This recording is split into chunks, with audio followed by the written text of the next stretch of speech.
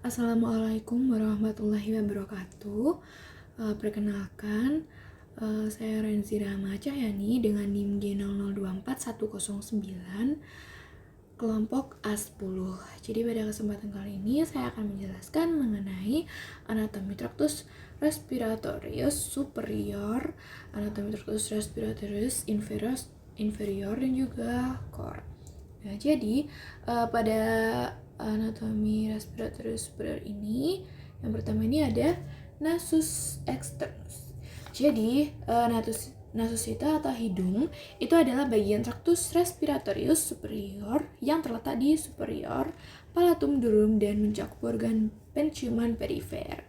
Nah, nasus ini ada beberapa fungsi nih. Yang pertama dia itu sebagai organ penciuman, terus yang kedua dia sebagai saluran pernafasan, dia juga yang menyaring debu, terus melembabkan udara yang dihirup, dia juga yang menerima dan membuang sekret dari sinus paranasalis dan ductus nasolacrimalis.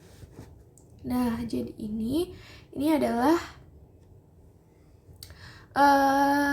nasus externus.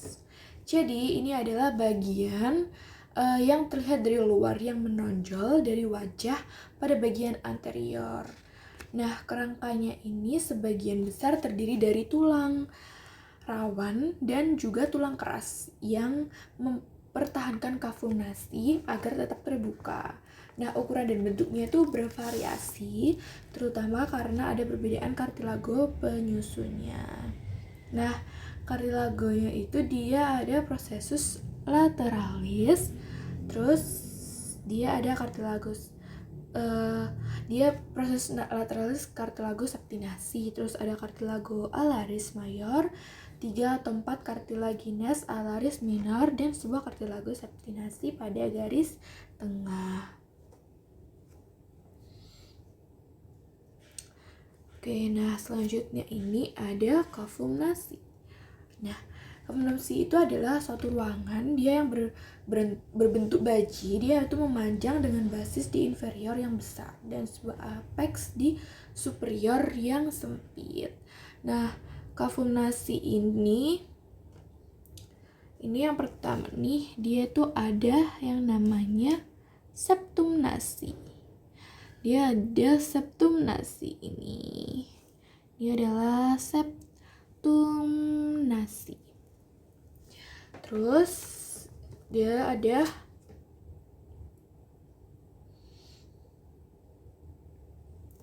nares di sini tuh, nares ini nares, ini nares. Terus ada kon, ini sama ini. Nah, di kafum nasi ini dia itu ada 3 regio. Yang pertama itu adalah vestibulum nasi, terus yang dia itu ruangan di bagian dalam nares yang dibatasi oleh kulit dan terdapat rambut yang berfungsi untuk menyaring udara yang masuk. Nah, yang kedua ada regio respiratoria. Dia itu bagian terbesar dari kafum nasi. Dia mempunyai banyak suplai neurovaskular. Dia dibatasi oleh epitel, respiratorium, bersilia, dan sel mukus. Dia fungsinya untuk menunjang proses pernafasan. Jadi dia yang melembabkan, menghangatkan, dan menyaring udara. Terus yang ketiga ada regio olfaktoria. Dia adalah regio yang terdapat di apex kafum nasi. Dia dibatasi oleh epitel olfaktorius. Jadi ini regionya. Jadi yang pertama tadi itu adalah vestibulum nasi. Yang kedua regio respiratoria, dan yang ketiga olfaktoria. Jadi yang regio olfaktoria ini dia itu yang terdapat di apex kafum nasi. Dia dibatasi oleh epitel olfaktorium yang berisi reseptor olfaktorium. Jadi kafum olfaktorium ini dia memiliki fungsinya itu dia untuk mengenali berbagai macam bau.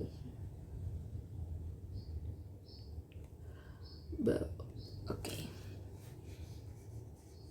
Terus selanjutnya ini ada sinus paranasales. Nah, sinus paranasales ini dia tuh adalah sekelompok rongga di dalam tubuh kraniofacial yang berhubungan dengan kavum nasi melalui ostium. Jadi sinus paranasales ini dia berisi udara dari bagian pernafasan rongga hidung ke dalam kranium. Sinus paranasales ini dia ada beberapa fungsi. Yang pertama dia tuh untuk mengurangi berat relatif dari tengkorak. Terus dia meningkatkan resonansi suara dan dia juga sebagai penyangga terhadap trauma wajah. Nah, ini di sini nih ya. Ini ada sinus maxillaris. Jadi yang pertama nih aku mau bahas dari sinus maxillaris dulu. Nih. Jadi dia itu merupakan sinus paranasal yang terbesar. Dia bentuknya tuh segitiga. Ini ya kelihatan kalau bentuknya dia itu segitiga. Terus selanjutnya ini ada sinus frontal. Ini adalah sinus frontal yang kedua nih. Jadi kalau sinus frontal itu dia itu tumbuh yang paling akhir. Dia itu terletak di os frontalis. Paling superior dibanding sinus yang lain. Dan dia itu terdiri dari 2 sinus, ada di kanan sama di kiri. Nah, yang kiri itu terus yang seringkali asimetris, yang satu lebih besar daripada yang lain. Kenapa kok yang satu lebih besar dan satu yang lebih kenapa kok dia itu asimetris, yang satu lebih besar gitu? Karena besarnya itu dapat melampaui linea mediana dan bahkan saling tumpang tindih dengan sisi yang lain. Terus ada sinus sphenoidal. Sinus sphenoidal itu yang ini. Nah, dia itu adalah rongga dalam korpus osis sphenoidalis yang terletak di atas kavum nasi dan nasofaring dan di bawah fossa cranii media. Dia itu ada 2 di kanan sama di kiri, yang gak terlihat ya, yang di kiri. Dan dia dipisahkan oleh septa tulang, seperti itu.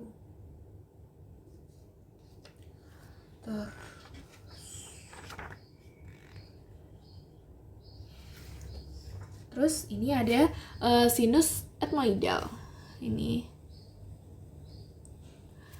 tuh di sini ya, kalau sinus etmoidal. Jadi sinus etmoidal itu dia merupakan rongga-rongga kecil yang saling berhubungan satu sama lain pada labirin etmoidalis, sehingga disebut karena dia disebut juga dengan selula etmoidalis.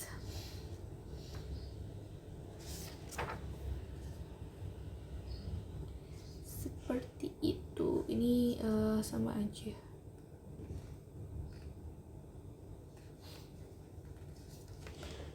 Nah, oke. Selanjutnya ini adalah faring. Jadi faring itu adalah suatu saluran fibromuskular.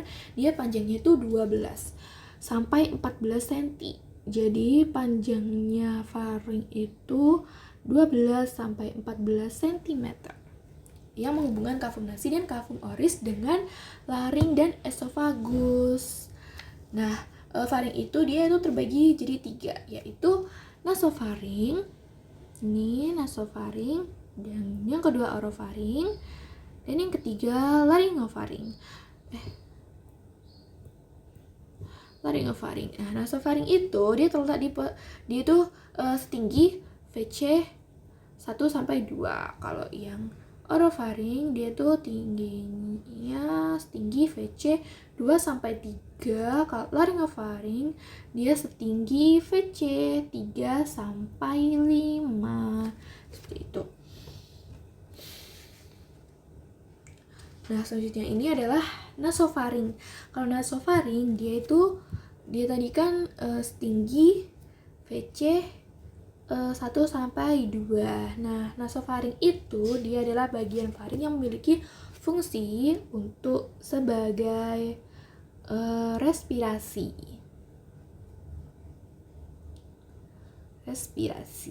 Nah, nasofaring ini dia akan berlanjut ke bawah menjadi orofaring. orofaring melalui isthmus pharyngeus atau hiatus nasopharyngeus. Terus selanjutnya ini adalah muskuli faring. Jadi muskuli faring itu perannya sangat penting dalam proses vital seperti pernafasan, menelan, mencegah aspirasi dan berbicara. Nah, otot-otot ini dikategorikan secara luas berdasarkan orientasinya dan memungkinkan faring mengubah ukuran dan bentuknya untuk mencapai fungsi yang diperlukan. Nah, faring itu ada 2 jenis muskulus, yaitu 3 muskulus sirkular. Jadi dia ada 3 muskulus sirkular, dia fungsinya untuk konstriktor, dan 3 muskulus longitudinal yang berfungsi sebagai elevator. Nah, ini selanjutnya ini ada laring. Laring itu dia itu saluran yang fleksibel saat proses menelan. Terus dia itu saat istirahat, laring itu terletak setinggi VC 3-6. Ini saat menelan gitu. Oke, nah selanjutnya ini topik yang kedua, yaitu anatomi dari core. Jadi letak anatomis dari core itu, dia itu kan core itu terbungkus oleh perikardium yang akan dieratkan pada rongga dada. Jadi core ini dia itu merupakan organ muskular yang berongga dengan beratnya itu 250-300 gram dan kurang lebih berukuran sesuai dengan kepalan tangan. Nah, core ini dia tuh berperan dalam menyampaikan darah ke seluruh sel dalam tubuh individu dengan memompa darah secara kontinu. Nah, selanjutnya ini ada batas-batas dari core. Jadi yang batas core itu yang pertama batas atas, dia itu mencapai setinggi cartilagosalis 3 di sisi kanan sternum dan spatium intercostal 2 di sisi kiri sternum. Nah, sedangkan di batas kanan dia itu membentang dari cartilagosalis 3 kanan sampai di dekat cartilagosalis 6 kanan. Nah, selanjutnya yang batas kiri itu dia turun ke lateral dari spatium intercostal 3 sampai apex yang terletak di dekat linea medio clavicularis di spatium intercostal 5. Terus batas bawah itu dia membentang dari ujung sternalis cartilagosalis 6 kanan sampai di apex pada spatium intercostal 5 dekat linea medio clavicularis. Terus selanjutnya ini ada katup jantung. Jadi jantung itu ada 4 katup, yaitu katup semilunaris. Dia itu ada valva aorticus dan valva truncipulmonalis. Dan juga ada katup atrioventricularis. Dia itu terdapat valvula tricuspidalis dan valvula mitralis. Jadi, katup ini dia itu membuka dan menutup sebagai respon terhadap perubahan tekanan saat jantung itu berkontraksi dan berelaksasi. Nah, masing-masing dari 4 katup itu akan membantu memastikan aliran darah satu arah dengan membuka untuk membiarkan darah masuk dan kemudian menutup untuk mencegah adanya aliran balik. Seperti itu.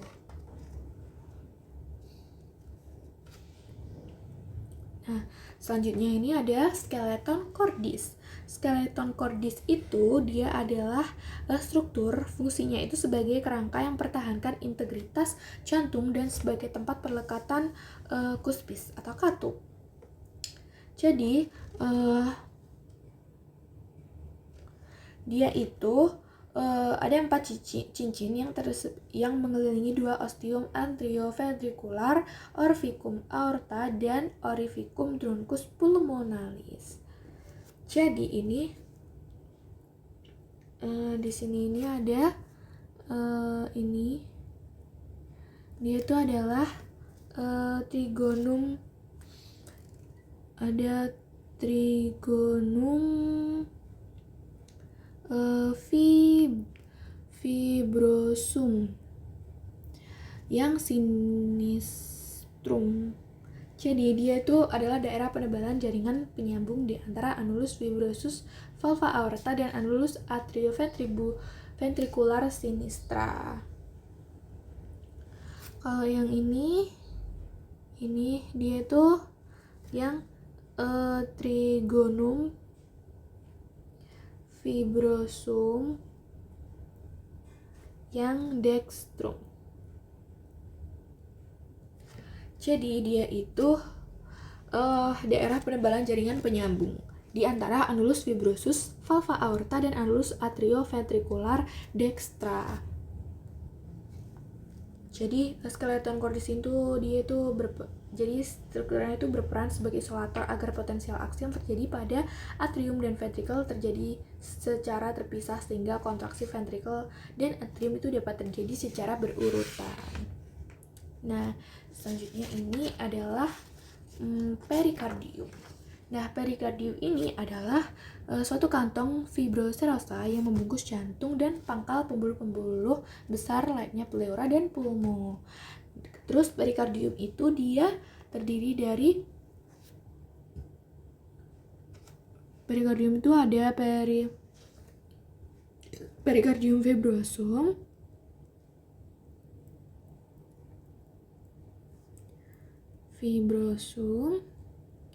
dan yang kedua ada perikardium serosum.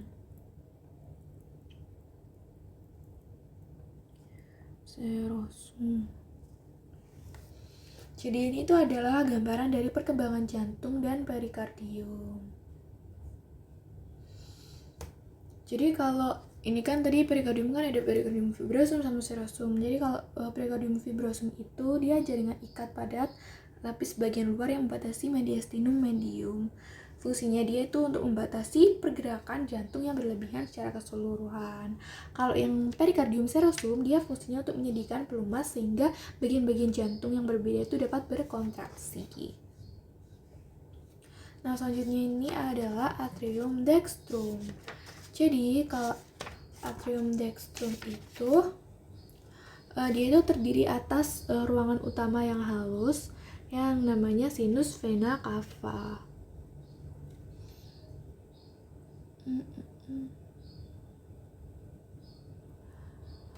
Jadi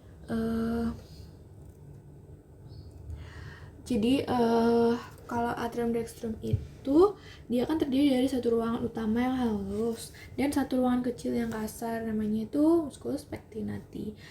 Pada bagian superior yang disebut auricula dextra. Ini tuh adalah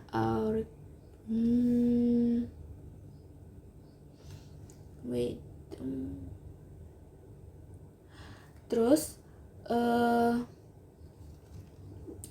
kalau kedua ruang itu dipisahkan oleh crista terminalis pada bagian dalam, sedangkan pada bagian luar itu akan membentuk suatu alur yang disebut sulcus terminalis.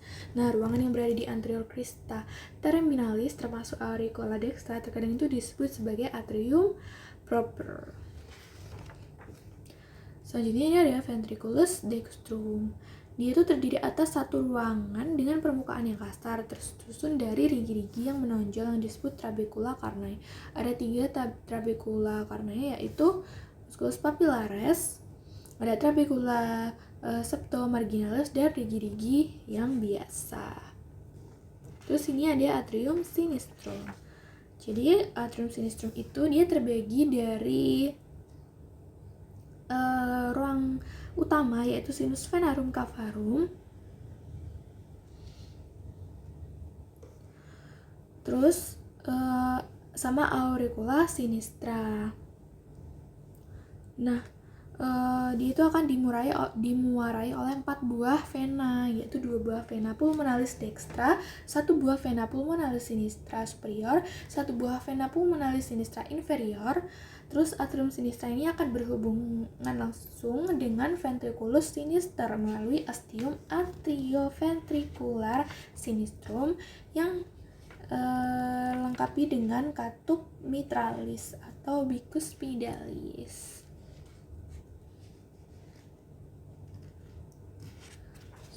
seperti itu. Nah, ini ventriculus sinistrum. Kalau ventriculus sinistrum itu dia terletak pada bagian inferior posterior dan membentuk apex cordis. Ventriculus sinistrum ini dia itu ketebalannya 2 sampai 3 kali lipat dibandingkan ventriculus yang dexter. Seperti itu. Nah, pada ruangan di ventriculum sinistrum ini, darah dari atrium sinistrum akan mengalir menuju ostium atrioventricularis sinistrum yang dilengkapi oleh katup mitralis, kemudian menuju ventriculus sinister. Yang selanjutnya darah itu akan diteruskan ke seluruh tubuh melalui arteri utama, yaitu aorta. Nah, selanjutnya ini adalah topik yang ketiga, yaitu anatomi tractus respiratorius inferior.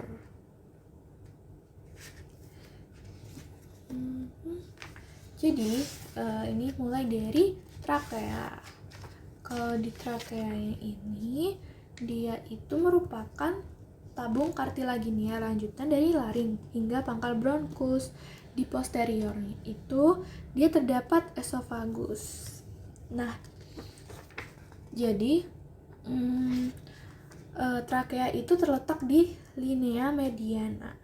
Dapat diraba di bawah kulit di sebelah inferior dari laring, berlanjut hingga incisura jugularis saat masuk ke mediastinum superius. Nah, secara skeletopis trakea itu terletak, jadi trakea itu letaknya setinggi VC 6 sampai VT 4 atau 5. Dia itu yang kemudian nanti akan bercabang menjadi bronkus primarius, dexter et sinister. Nah, percabangannya itu namanya adalah bifurcatio-trachea. Nah, bagian dalam dari percabangan ini ditandai adanya penonjolan yang namanya adalah karina. Nah, menurut letaknya, trakea itu dibagi menjadi trakea pars cervicalis dan trakea pars thoracalis. Terus pada orang dewasa panjang trakea itu 11 sampai 11 cm dan diameternya itu 2,5 cm. Namun pada bayi panjang trakea itu sekitar 4 sampai 5 cm dan diameternya itu sekitar 3 mm. Nah, selama pertumbuhan anak-anak diameter trakea itu bertambah sekitar 1 mm setiap tahunnya. Terus dinding lateral dan anteriornya itu disusun oleh cartilago trachealis. Cartilago hialin yang dihubungkan oleh jaringan pengikat padat yang berbentuk seperti tapal kuda. Jadi hurufnya tuh kayak C gitu ini. Jadi bentuknya tuh seperti tapal kuda seperti ini. Jadi dia itu sebagai penyokong untuk mencegah kolaps yang berjumlah 16-20 yang saling berhubungan oleh ligamentum anular trachealis. Dinding posterior itu ditutupi serabut otot polos, yaitu musculus trachealis dan jaringan pengikat elastis yang memungkinkan perubahan diameter trakea selama inspirasi atau ekspirasi. Nah, ini selanjutnya adalah bronkus. Jadi di bronkus ini bronkus itu ada bronkus primarius, dia yang membentang dari bifurcatio-trachea VT 4 sampai 5 sampai hilum pulmonalis. Jadi VT 4 atau 5 sampai hilum pulmonalis. Tiap bronkus primarius itu dia akan bercabang menjadi bronkus secundus yang jumlahnya sesuai dengan jumlah lobus tiap pulmo. Nah, tiap bronkus primarius itu akan memasuki radix pulmonis dan berjalan melalui hilus pulmonis ke dalam pulmo. Nah, benda asing itu lebih mudah masuk ke paru kanan selama inspirasi karena bronkus primarius dexter lebih vertikal sehingga lebih mudah terkena infeksi.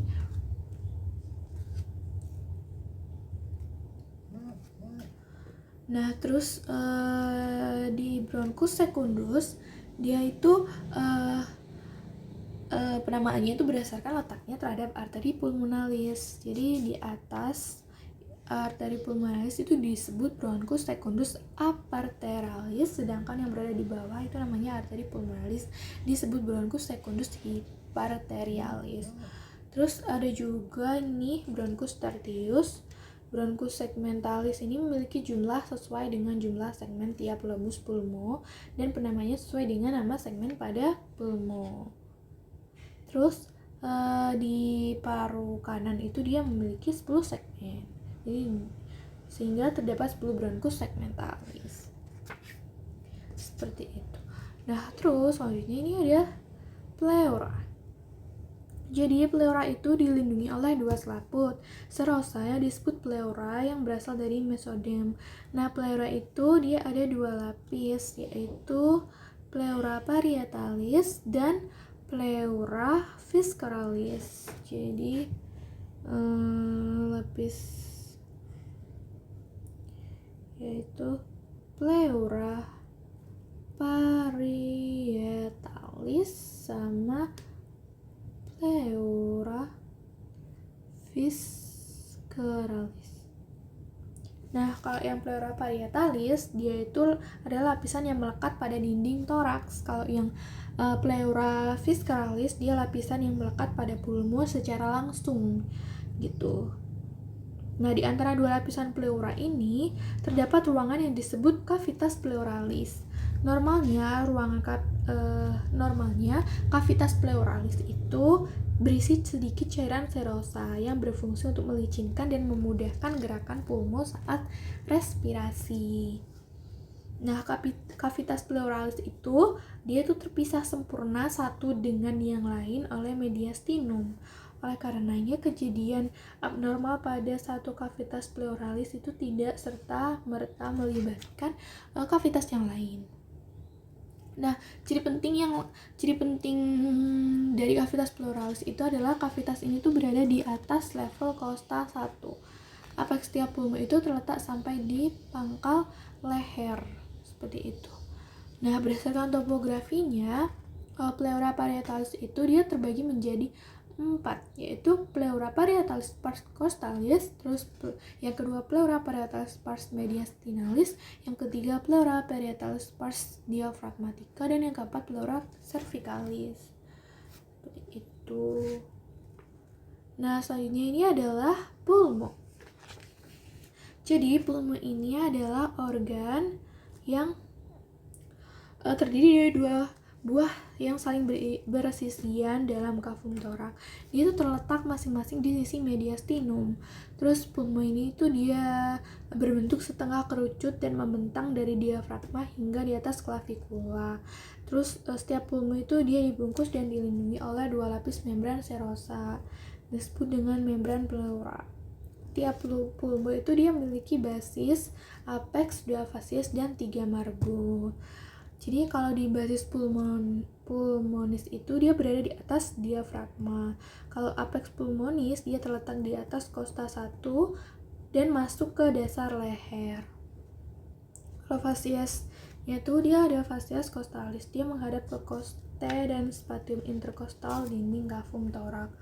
Kalau fasies mediastinalis dia berbatasan dengan mediastinum di anterior dan columna vertebralis di posterior.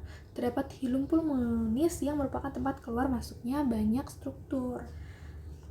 Terus di margonya itu pulmo ada margo inferiornya sama ada margo anterior et posterior. Kalau di margo inferior dia tuh bertepi tajam dan dia memisahkan basis pulmo dengan fasies costalis. Kalau di margo anterior et posterior dia memisahkan fasies costalis dan fasies mediastinalis. Terus ini tuh ada pulmo yang dexter. Kalau pulmo dexter itu dia ini ada 3, ini ada bagian 1, 2, 3. Dia itu ada 3 lobi, yaitu lobus superius pulmonis